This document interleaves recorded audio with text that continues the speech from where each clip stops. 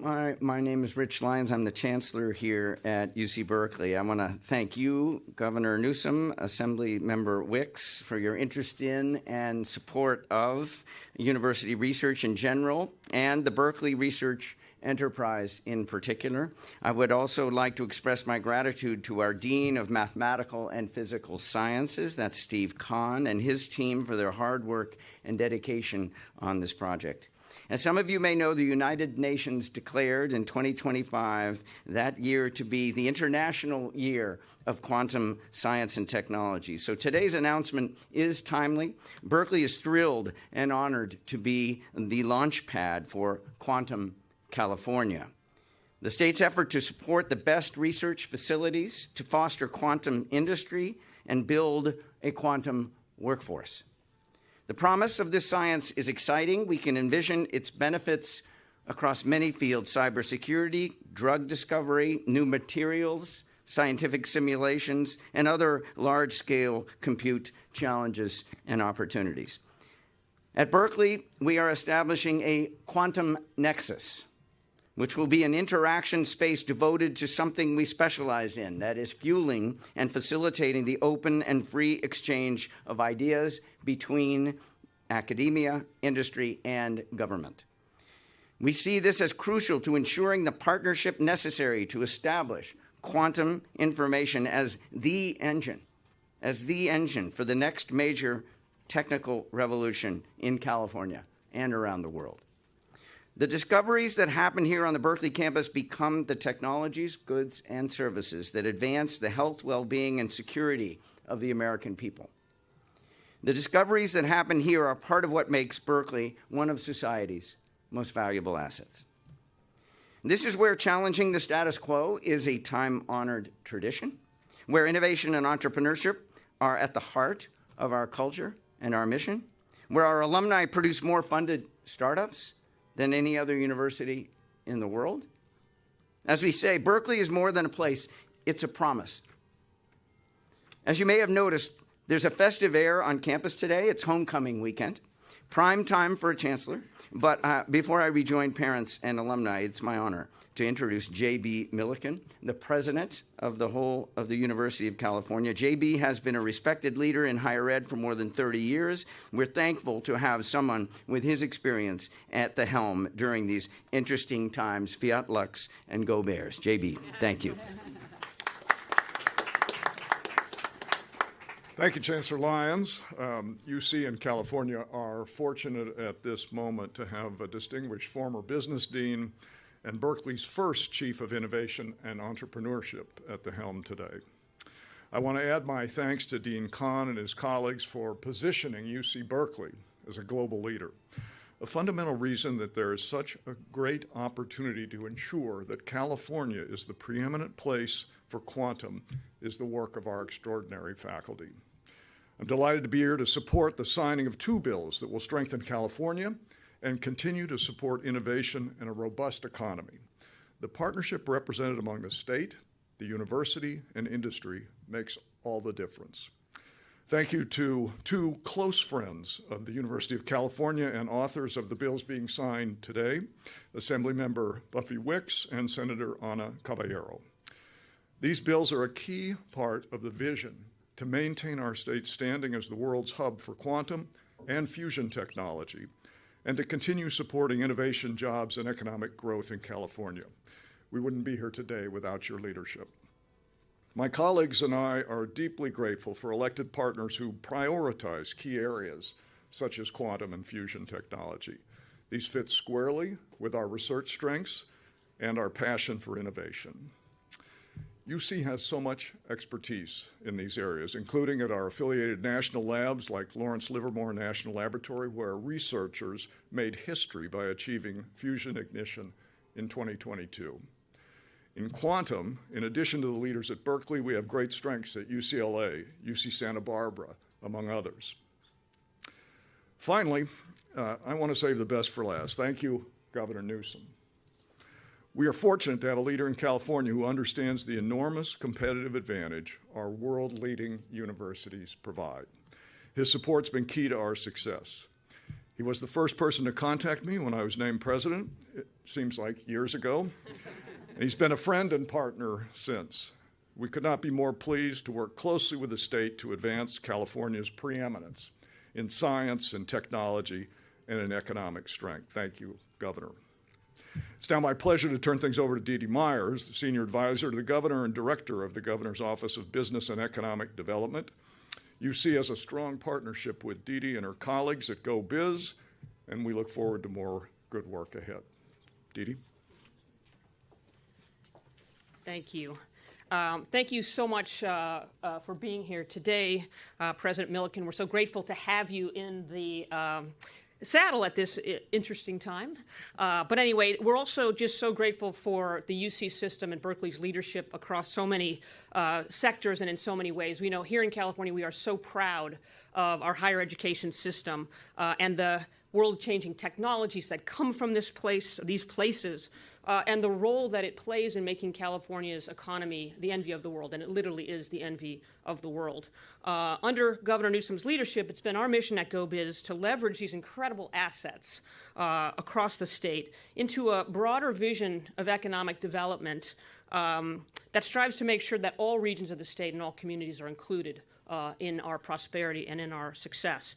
To that end, in February of this year, the governor, as you all recall, introduced the California Jobs First Economic Blueprint, which is the first statewide, community-led, bottom-up economic development strategy in the state's history and the first economic development strategy of any kind in more than 20 years. As the name implies, the real goal was to make sure that we're doing everything we can to invest in and bring jobs, good family-supporting jobs, to California. The process took a couple years. It wasn't easy, but we included input from more than 10,000 residents and experts, and it produced actionable results. And one of the first things we did was divide the state into 13 regions, and we asked each of the regions, develop a local economic plan and tell us which sectors you think will drive the most growth and bring jobs to your communities. And guess what came up over and over? Quantum and fusion, because those are industries of the future that communities around the state want to be a part of. They're emerging industries with significant investment and high strategic priority for the state. They're going to create good jobs across all of our regions in California at all different levels, and they'll deliver breakthroughs, as President Milliken suggested, that will change the world and continue to improve people's lives.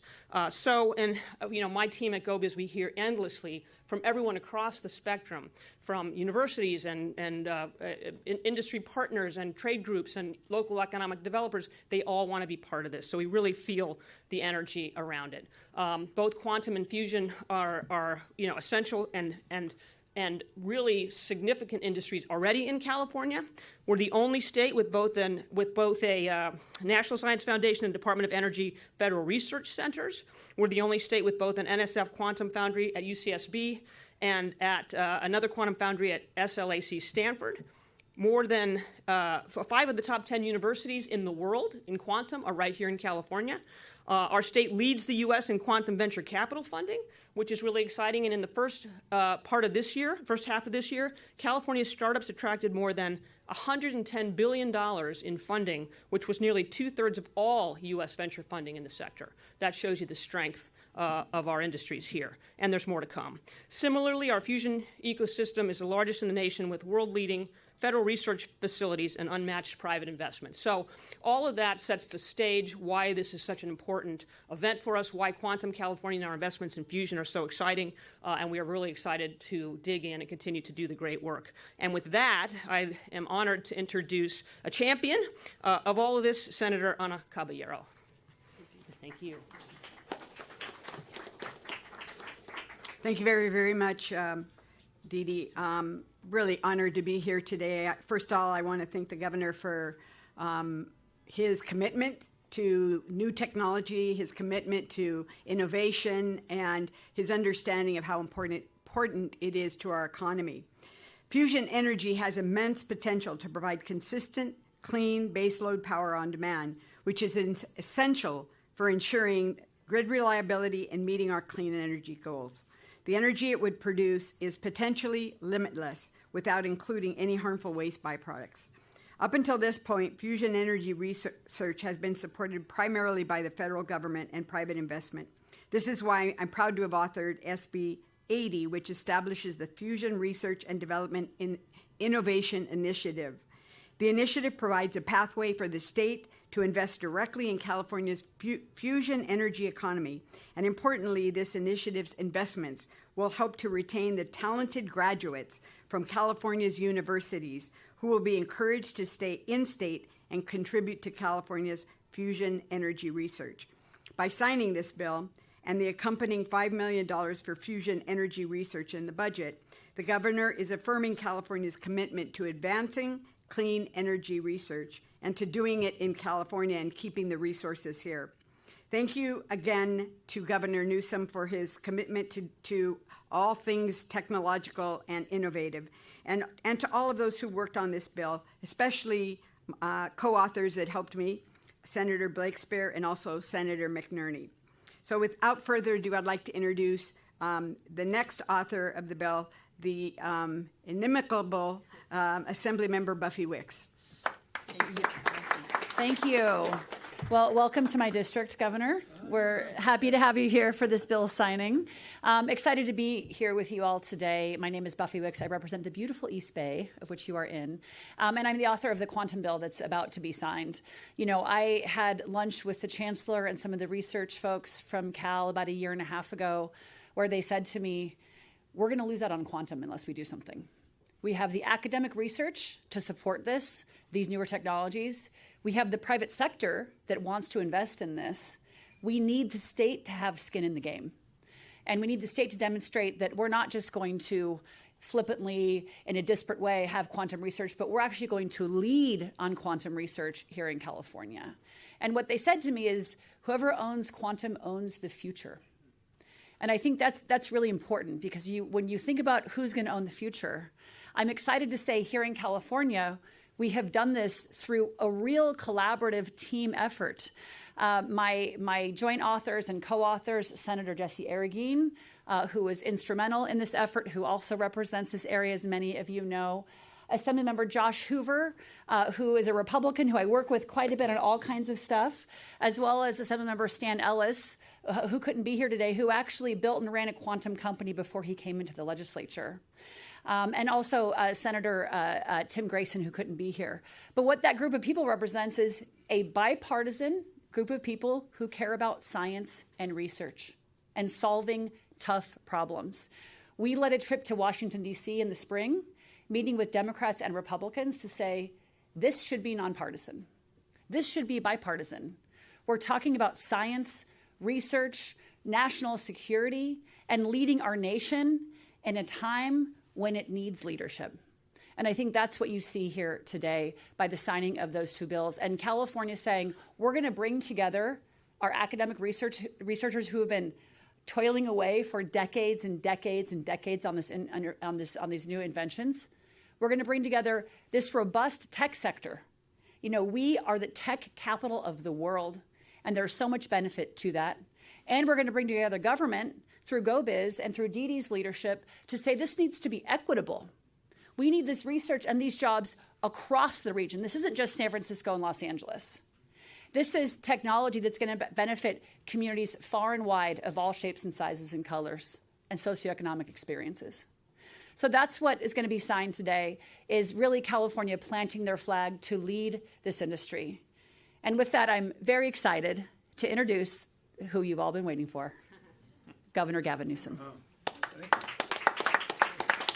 Thank you, Buffy. Thank you to everybody here, the Chancellor and Abstentia.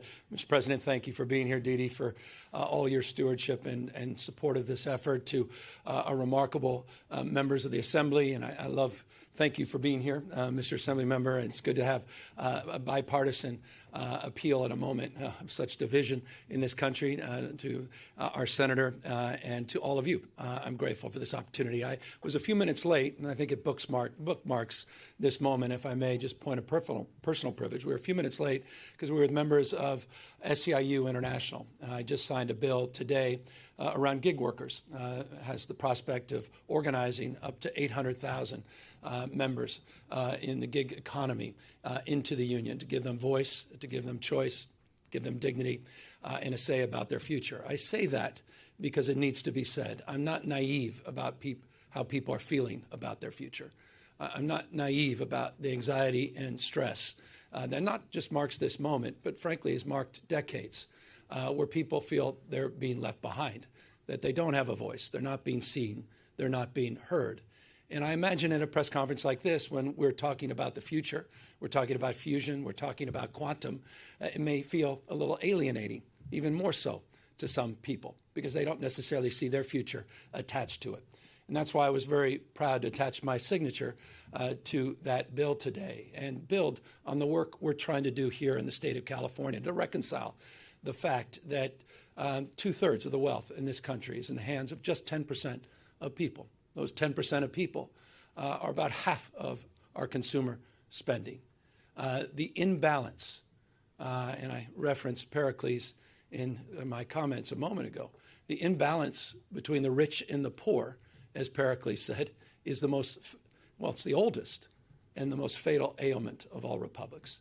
He said that over 2,200 years ago, warning the Athenians about that reality. And I say that to punctuate that point and how proud I am that we are pointing our North Star towards actually trying to address that issue. Yes, with the organizational efforts that we just advanced today, with gig workers, the work we've done to organize the first bargaining unit of its type in the child care space in this country, the fact that we proudly provided minimum wage for healthcare workers at $25, the highest in the nation, and proudly did the same for those folks that are working full-time and struggling to make ends meet in the fast food sector as well at $20. Those are points of pride, as it is an extension, a point of privilege to sign these two bills, connecting that dot.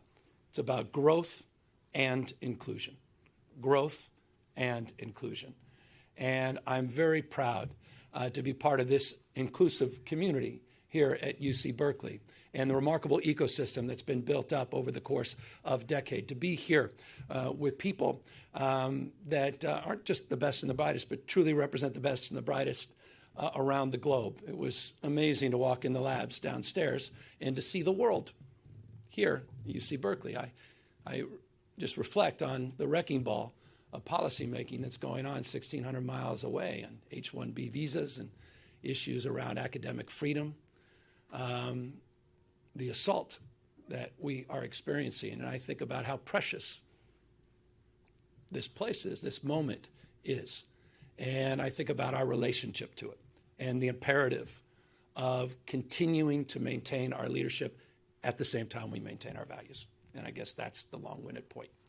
And so I'm very proud of the work this legislature has done this year. I'm very proud of the work we're doing and continue to do to dominate in fusion and quantum. I am not naive, as Buffy suggests, that if you don't invest in the future, you're not going to do very well there. And that we have to invest in our lead. California is sort of infamous of dominating sectors and then, frankly, resting on our laurels. I'm not naive about what Illinois and Connecticut have been doing in the quantum space. I'm not naive about the investments others are making. Success, after all, leaves clues. And so that's really the spirit of these two bills. It's to build off, as Dee said, this dominance in terms of access to capital, 2/3 of the venture capital in this space coming through the state of California, dominate in terms of our conveyor belts for talent, which is our research institutions and the partnerships with Lawrence Berkeley Labs, Lawrence Livermore Labs as it relates to that 2022 landmark fusion moment. Not even a moment. What was you know the nano of a nanosecond, but what it represents. And you know, we say it all the time. Future happens here first, where America's coming attraction. We are in the future business. That's what separates the game played here from the game played everywhere else in California, and it's precious. And in closing, it's because we have a formula for success. It didn't happen by chance. And that conveyor belt for talent, it's about investing in that conveyor belt for talent. These universities, best in class. And I'm surprised the chancellor left without bragging once again. UC Berkeley, finest public university in the United States of America. As the president suggested, this system has no peers. More active patents, coming out of this system than any other public university system on planet Earth. And it's just extraordinary that it's happening here in our state. And so to all those extraordinary people that make it happen, I'm proud and privileged to be able to send a message to all of you and to the private sector, to our partners that we worked with so closely to create a quantum science and engineering complex down at UCLA in Southern California, where the state invested hundreds of millions of dollars to partner with immunology and immunotherapy to advance those disciplines in concert and in partnership, to look at cross-pollination and collaboration, to stack all of these disciplines and bring people of all walks of life together. That's what these two bills do. It builds on all of that, provides resources, and maintains that North Star of a resourceful mindset, and I think sends a signal that we believe the best is yet to come. With that, why don't we get closer so we can sign these two bills, and I can thank you more formally. We'll sign 80. Is this you? Yes. That's you, Senate Bill 80. Thank you. And Buffy. Thank you, sir. Thank you for all their outstanding work, and that does it with this part of the presentation. And we're here now, happy to answer any questions on the science of quantum, which I'm more than prepared to respond to. Governor Gavin Newsom, if you don't mind, UC released 160 names of UC Berkeley faculty and students to the federal government in their anti-Semitism investigation. Many say it's capitulation to the federal government and that this risks academic freedom. Do you believe that UC should have complied in sending those names to the federal government? Yeah, we requested from the Chancellor and the President and at the regental level a report that I'm looking forward to reviewing as it relates to to the reference that you just made. I was unaware of it myself until I read about it. And once I receive that information, that detail, I'll be able to make a judgment as to whether or not it was appropriate, whether or not it was consistent with past practices, or whether or not it should be adjusted in terms of policy moving forward. But in this moment, do you believe they should have complied with it? That's why I requested an independent review so that I can get an analysis, objective analysis to make that determination. Anybody else? I just want to ask about the refinery fire down in LA that's expected to send gas prices higher. Is there anything you're doing right now? It was just moments ago getting a briefing on the incident that occurred apparently late last night, the impacts that it may or may not have as it relates to the spot market and the impacts that I am aware of in the spot market, but the longer term impacts as it relates to gas prices still need to be determined. And so that information is forthcoming. It was a Chevron refinery down in Southern California that was impacted. As many of you know, this is a challenging time for refineries around the globe, not just in the state of California. And so it is an area of real sensitivity as it relates to the concerns around gas prices. And I want to just applaud, because it would be remiss, considering who's to my right and the people behind me, in a bipartisan manner, the work that the legislature did in the bills that I signed just a week ago in relationship to the anxiety around supply, security, and affordability. And I appreciate the legislature's sense of urgency to address that issue in a very comprehensive way this year. But we have work to do in the Valero refinery, and that I can assure you is a tall task that has consumed members of my administration, led by those that are at the California Energy Commission, by the way, beneficiaries of the legislation I signed today, and a task force that is working overtime, led by a remarkable gentleman by the name of Siva, who is hoping to come up with a strategy to address that concern in particular.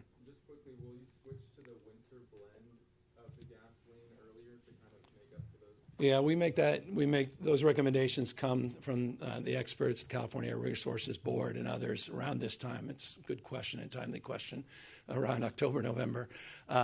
I think, on that issue, we make that judgment on an annual basis. And I think 3 out of the last 4 years or 2 out of the last 3, we've moved very quickly to do just that. There's a deeper question about that whole process that also is under review. And you may have seen we also just signed some legislation around ethanol as well to address some of the mix in our fuel supply, to address some of the price and affordability. But no, that decision should be made with recommendations forthcoming from CARB very, very shortly. Governor, on the shutdown, the White House is accusing Democrats of trying to allow undocumented immigrants to access Medicaid, and that's what they're trying to get. And the White House specifically said that they're trying to get California to continue using a, quote, loophole to fund Medi-Cal for undocumented immigrants. With the changes to enrollment that are coming in January, is that still accurate, and just your response to them? Well, what the president's saying, he's lying. Speaker Johnson's lying. They're lying to the American people. It's shameful. Period. Full stop. They know that. I mean, they can't even hide that fact. You can see their physiology and almost a smile on their face when they suggest that. So I reject the premise of their assertions. Period. Full stop.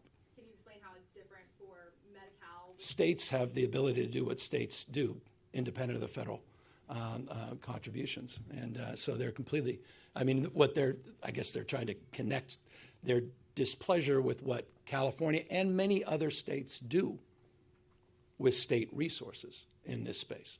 And that is a very separate conversation. It's a separate topic. It has nothing to do with their assertions in relationship to the government shutdown. Governor, what's your message to Senate Democrats in D.C. who may be thinking of compromising with Republicans in the Trump administration on the shutdown? Well, I don't think a shutdown advantages anybody, so I hope we can find compromise. It's difficult to do that with a guy who was more interested in playing golf over the weekend. Do you think Democrats should? I'll continue. Democrats Not only he played golf all the weekend after canceling a meeting with Senate Democrats. The President of the United States canceled a meeting with the leaders in the Senate and in the House of Representatives, and then felt it was more important, hours before a shutdown, to play golf. And then, rather than having a serious meeting, decided to troll those leaders with a Trump 2028 hat that he put on the Resolute desk and sent out a tweet after he sent out an AI video doctored with a racist video of Speaker Jeffries in a sombrero. These are not serious people. Democrats want to compromise. We believe there is a more enlightened path that addresses the crisis of health care in this country. And if you think this crisis isn't going to hit you, I assure you, you should check in, because in January, premiums are going to skyrocket on average in the state of California by 97% for those on the exchange. 97%. Let me be more specific. If you receive with Anthem, as an example, the Bronze program, it's $307 a month today. It will be $964 starting January 1st. That's what Republicans and Trump are promoting. One of the biggest increases in the cost of health care in American history after some of the biggest cuts in health care in American history. So I applaud Leader Jeffries and Leader Schumer for their efforts in standing firm and pushing back against the lies that are being perpetuated by this administration.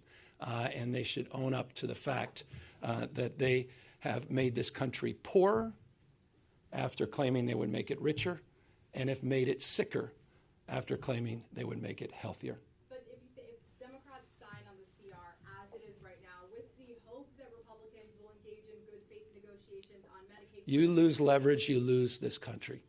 So they should hold the line. You lose leverage, you lose this country. You take Donald Trump at his word? Come on. No one is that naive.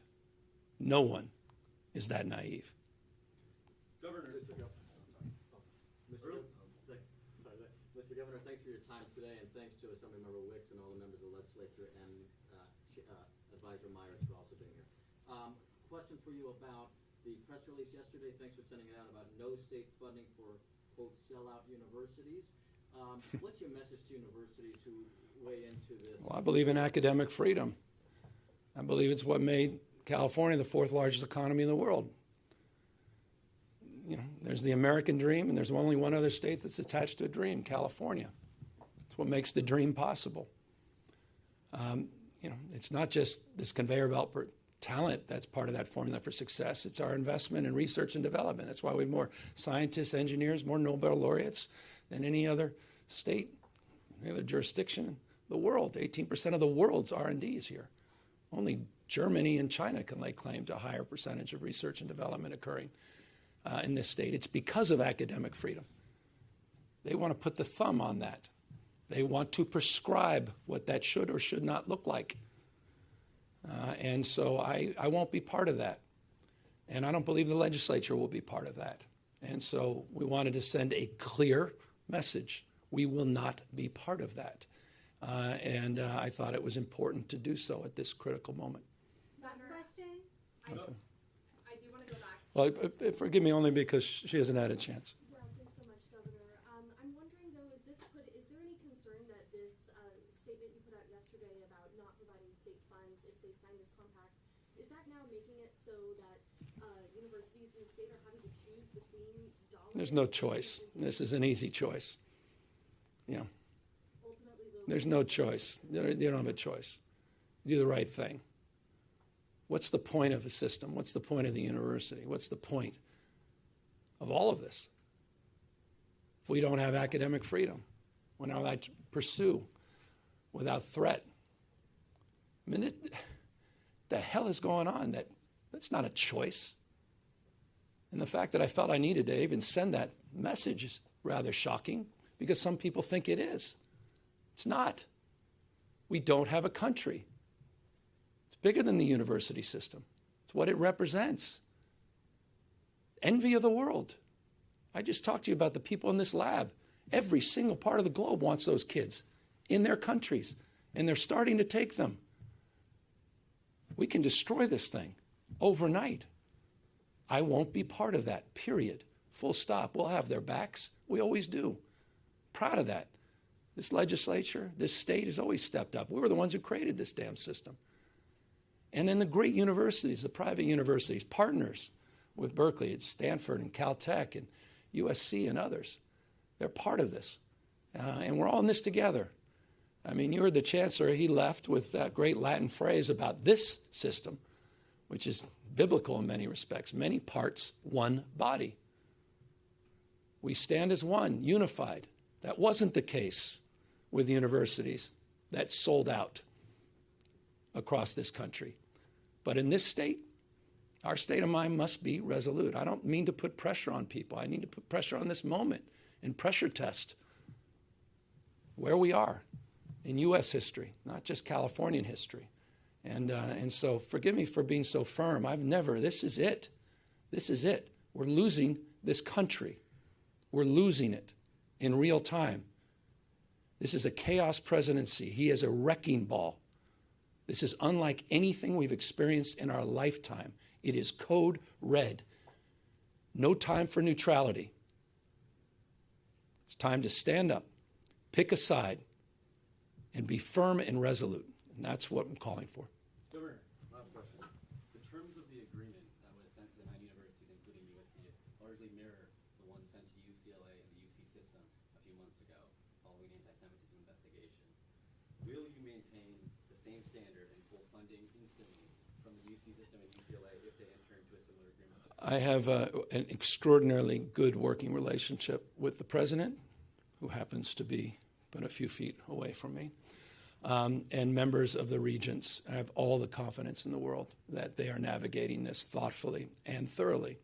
And we have been working collaboratively for weeks to maintain that collaborative status. And so I'm not concerned about their capacity to organize a strategy that's thoughtful and deliberative, that maintains our values and moves through this without resorting to the kind of expressed concerns that I had about the university in question that was on that list. So you're saying? I'm saying I have confidence in the UC system to do the right thing. So you don't think that they will? I have confidence in the UC system to do the right thing. the leadership of the UC system and members of the regents, and the fact that it's a public university and we are the public trust, and these legislative leaders and their resolve will do the right thing. Thank you, guys.